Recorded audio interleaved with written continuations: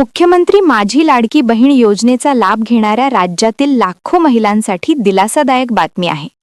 तांत्रिक चुकांमुळे ज्या महिलांना मिळणारा लाभ थांबला होता, त्यांना आपल्या अर्जात सुधारणा करण्यासाठी आता 31 मार्च 2026 पर्यंतची शेवटची संधी देण्यात आली आहे.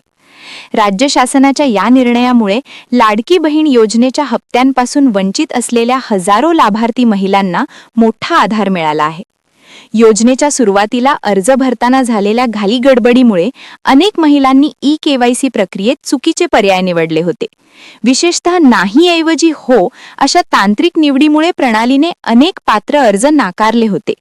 या तांत्रिक त्रुटी दूर करून माहिती अद्ययावत करण्यासाठी प्रशासनाने ही अंतिम मुदतवाढ दिली आहे.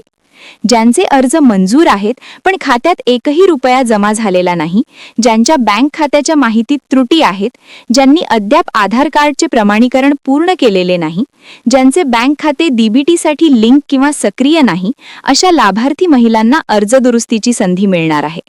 अनेक महिलांच्या आधार कार्डवरील नाव आणि बँक पासबुकवरील नाव यात तफावत असल्याने त्यांचे हप्ते रखडले होते. आता 31 मार्च पर्यंत ही दुरुस्ती केल्यास रखडलेल्या थकीत हप्त्यांसह पुढील सर्व लाभ महिलांच्या खात्यात जमा होणार आहेत.